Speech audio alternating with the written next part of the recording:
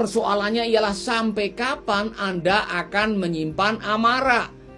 Rasul Paulus mengatakan, tetapi sekarang ini, sekarang bukan besok, bukan nanti, bukan tahun depan. Sekarang ini cek baik-baik, kalau di dalam hatimu ada amarah, mari kita merenungkan apa yang terjadi malam ini. Kalau saudara menyimpan marah, saya menyimpan marah, saudara pernah menyimpan marah, kita semua pernah. Siapa yang paling dirugikan?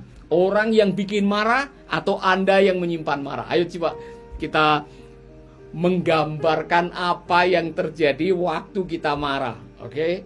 Waktu kita marah apa yang terjadi, saudara? Sukacita kita habis. Anda tidak bisa senyum sambil marah, ya kan? Karena marah dan sukacita tidak bisa hidup bersama-sama. Jadi pada waktu ada marah, wajahmu pasti wajah yang penuh dengan digambarkan seperti pepaya, ya kan? Wajah marah, wajah garang, matanya barangkali mata garang, kata-katanya yang keluar, kata-kata yang pedas, yang panas, yang menyakitkan. Itu situasi dalam keadaan marah. Saya pernah marah, saudara pernah marah.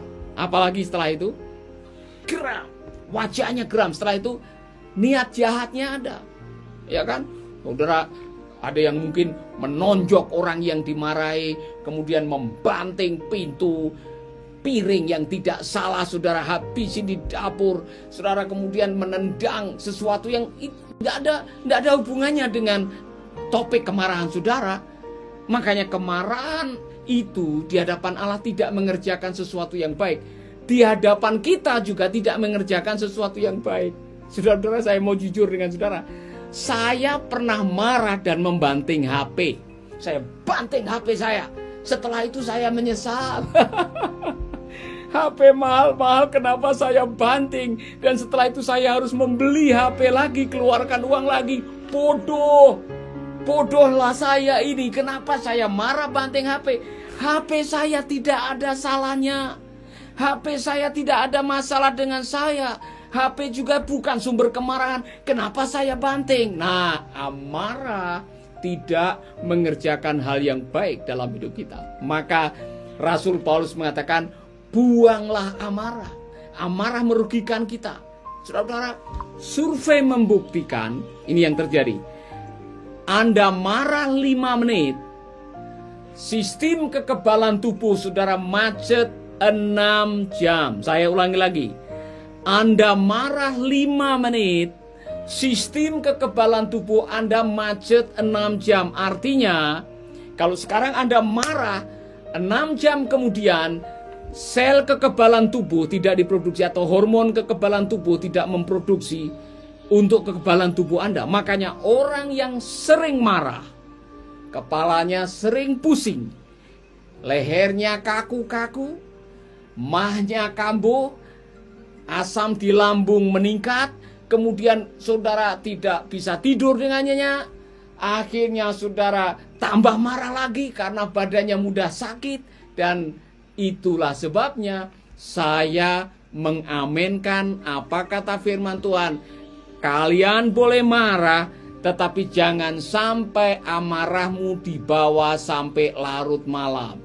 Jangan marah sampai matahari terbenam. Artinya matahari terbenam, bereskan kemarahan saudara, selesaikan konflik saudara. Jangan lagi ada marah di dalam hati. Karena apa?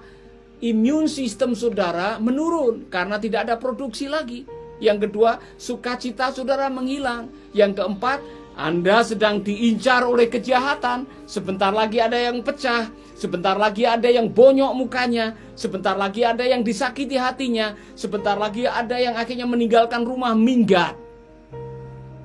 Ayo saya mau tanya kepada saudara, Bang Toyib ada di mana sekarang nih? Udah 10 kali puasa, 10 kali lebaran dia belum pulang-pulang. Istrinya masih nyanyi itu, Bang Toyib, Bang Toyib, kenapa tak pulang-pulang? Sampai hari ini Bang Toyib belum pulang. Kenapa Bang Toyib tidak pulang-pulang? Karena mungkin masih marah dan belum menyelesaikan kemarahan. Saudara-saudara, Alkitab mengatakan, buanglah sekarang, bukan besok. Nah, ini kelemahan kita semuanya kadang-kadang. Kita menyimpan kemarahan. Karena merasa ego kita belum diselesaikan. Dia masih menyinggung saya, Dia membuat saya tersinggung. Dia marah, apa yang saya inginkan tidak menjadi kenyataan. Saudaramu, sampai kapan Anda menyimpan kemarahan? Pak, saya disakiti. Saya tidak rela hidup seperti ini. Sampai kapan Anda mengatakan itu? Kemudian saudara nyanyi ke sana kemari karena marah dan sakit hati. Saudara nyanyi, sakitnya tuh di sini, siapa yang mau peduli? Saudara nyanyi ke sana kemari, oh teganya, siapa yang peduli? Saudara ke sana kemari nyanyi, sakitnya hati ini, siapa yang mau tolong saudara? Firman Allah mengatakan orang yang paling bertanggung jawab atas kemarahan hidup Anda adalah Anda sendiri. Maka sekarang tanggung jawab yang paling baik harus saudara lakukan adalah buanglah amarah, kata firman Tuhan. Karena apa? Amarah itu tidak mengerjakan yang baik dalam diri Anda, kata firman Tuhan. Saudara-saudara yang kukasihi, ingatlah hal ini. Setiap orang hendaklah cepat untuk mendengar, tetapi lambat untuk berkata-kata, dan juga lambat untuk marah. Sebab amarah manusia, dengar baik-baik, amarah manusia tidak mengerjakan kebenaran di hadapan Tuhan. Apa yang terjadi waktu marah? Anda melanggar firman Tuhan kadang-kadang. Apa yang terjadi pada waktu kita marah? Kita mengambil jalan pintas, melakukan sesuatu yang tidak sesuai dengan firman Tuhan. Satu kali ada seorang ibu yang datang, pada waktu saya pernah mengembalakan dulu. Mukanya babak belur, matanya biru, dahinya berdarah dan sebagainya, baru berkelahi dengan suaminya. Saudara, waktu Anda marah, Anda melakukan hal-hal yang seharusnya tidak dilakukan. Itulah sebabnya amarah manusia tidak mengerjakan kebenaran di hadapan Allah. Coba kasih tahu saya, apa sih untungnya Anda marah? Dan apa untungnya menyimpan kemarahan sampai sekarang? Kasih tahu. Apa untungnya Anda menyimpan kemarahan? Oh, saya tidak mau. Saya tidak mau lagi berhubungan dengan dia. Saya tidak mau lagi menyapa dia. Saya tidak mau. Saudara-saudara, saya mau mengatakan kepada saudara, Anda menyimpan marah, Anda menyimpan kepahitan, itu seperti Anda meminum racun serangga. Nah, kalau saya meminum racun serangga, siapa yang celaka? Yang meminum, atau yang membawa, atau yang menjual racun serangga? Yang mati adalah yang meminum racun serangga. Jadi jangan sampai saudara minum racun serangga, kemudian Anda gojek lewat dan saudara mengatakan, mati kau sekarang, mati kau sekarang. Anda salah konsep. Yang dirugikan adalah yang minum racun serangga. Saudara-saudara, hidup ini singkat, keabadian itu panjang. Jangan sampai menyimpan kemarahan dan merugikan Anda. Saya ulangi lagi, kalau Anda digigit ular, dengar baik-baik, Anda punya dua pilihan. Anda pergi ke dokter mengeluarkan racunnya, atau Anda cari kayu, cari sabit, kejar ularnya. Mana ularnya? Mana ularnya? Mana ularnya? Orang yang bijak, dia akan pergi ke dokter mengeluarkan racunnya. Amin. Orang yang bodoh seperti yang digambarkan oleh kitab Ayub, orang bodoh mati karena sakit hati. Kenapa? Karena membiarkan kemarahan dan sakit hati bersarang dalam hati terlalu lama, sehingga Anda setiap hari digerogoti oleh amarah, dan akhirnya Anda kehilangan imun sistem dan sistem kekebalan tubuh yang tidak ada, membuat Anda mudah sakit. Saya mau cerita.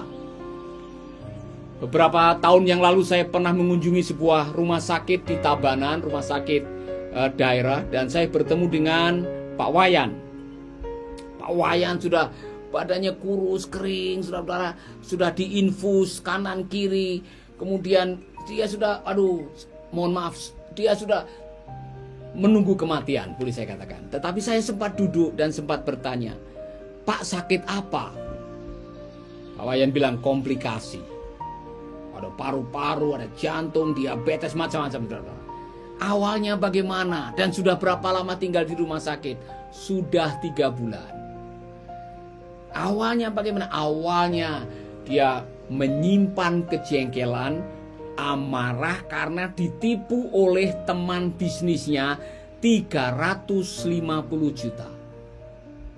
Waktu saya mendengar bahwa awalnya dia jengkel karena ditipu oleh teman bisnisnya, Saya langsung memahami salah satu penyebab dia sakit adalah dia menyimpan amarah dan tidak mau melepaskan pengampunan. Jadi saya langsung mengatakan, Pak, belajarlah mengampuni apa yang pernah terjadi dalam hidup Bapak. Karena kalau Bapak tidak mengampuni dan Bapak menyimpan kemarahan, maka Bapak yang akan menderita. Oh, dia marah dengan saya. Pak Pendeta, tidak bisa. Bagaimana saya bisa mengampuni orang yang bikin susah anak dan istri saya? 350 juta itu dibawa lari dan saya sekarang bangkrut. Saya tidak bisa makan seperti dulu. Waduh, saudara-saudara, waktu dia mengatakan tidak bisa, Bapak ini sudah mengeraskan hati. Saya bilang, Pak, tidak ada cara lain menghilangkan kemarahan dan sakit hati kecuali mengampuni. Sampai hari ini belum ada apotek yang menjual obat anti sakit hati. Saat ini belum ada jamu yang bisa mengobati kita dari kemarahan dan sakit hati. Sampai sekarang tidak ada.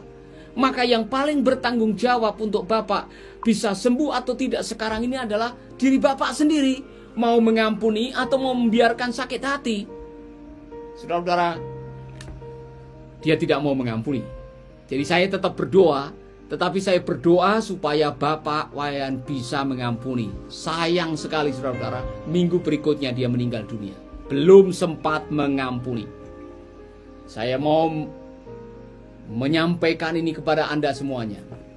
Dalam situasi seperti ini di mana kita banyak yang menderita korban PHK karena COVID-19, kehilangan mata pencarian, saudara harus lockdown di rumah dengan pasangan dan anak-anak saudara yang tidak biasanya seperti itu, bisa mudah menjadi sensitif, tidak gampang marah. Saya mau kasih awasan, kalau Anda tidak segera menyelesaikan amarah saudara, semua akan jadi korban. Damai sejahteramu jadi korban, pernikahanmu bisa jadi korban, keluargamu bisa jadi korban, pelayananmu bisa jadi korban, usahamu bisa jadi korban, dan Anda pada akhirnya akan menyesal. Itulah sebabnya saudara-saudara, buanglah amarah. Tetapi sekarang buanglah semuanya ini, yaitu marah, geram, kejahatan, fitnah, kata-kata kotor yang keluar dari mulutmu. Buanglah. Buang. Take off, put off. Saudara, apa susahnya membuang? Kata yang dipakai adalah put off. Itu sama seperti saudara melepas baju. Saudara pernah melepas baju? Apa susahnya melepas baju, saudara? Pernahkah saudara mendengar ada tetanggamu yang minta tolong? Tolong, tolong. Kenapa? Mau melepas baju. Masa melepas baju aja minta tolong? Membuang sampah. Apa susahnya membuang sampah? Membuang amarah. Apa susahnya membuang amarah? Saudara-saudara, menyimpan marah, menyimpan sakit hati, menyimpan dendam, itu seperti membawa beban yang bukan milik Anda sendiri. Beban itu adalah milik Tuhan. Karena apa? Tuhan mengatakan, saudara-saudara, hendaklah kamu saling mengampuni. Dan biarkanlah Tuhan yang membalas, karena pembalasan adalah haknya Tuhan. Yang membuat Anda marah, yang membuat Anda tidak bisa diam karena Anda ingin membalas dendam. Padahal balas dendam itu adalah bukan milik saudara. Pembalasan itu haknya Tuhan. Bagian saudara adalah mengampuni. Ini kata firman Tuhan, saudara-saudara. Jadi kalau firman Tuhan mengatakan hendaklah kamu saling mengampuni dan serahkanlah semuanya kepada Tuhan, biarkanlah Tuhan yang membalas. Oh, kalau Tuhan yang membalas, Tuhan membalas dan semuanya akan mendapatkan pelajaran baik, saudara-saudara. Tetapi kalau saudara yang membalas, bisa-bisa masalahnya bisa tambah besar, bisa-bisa harus berurusan dengan polisi, pengacara, kehakiman dan sebagainya, dan akhirnya keluar uang. Saudara-saudara, saya belajar sesuatu dalam hidup ini.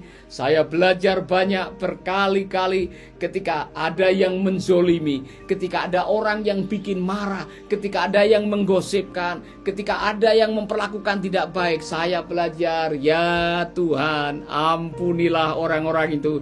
Karena mereka tidak tahu apa yang menjadi motivasi saya.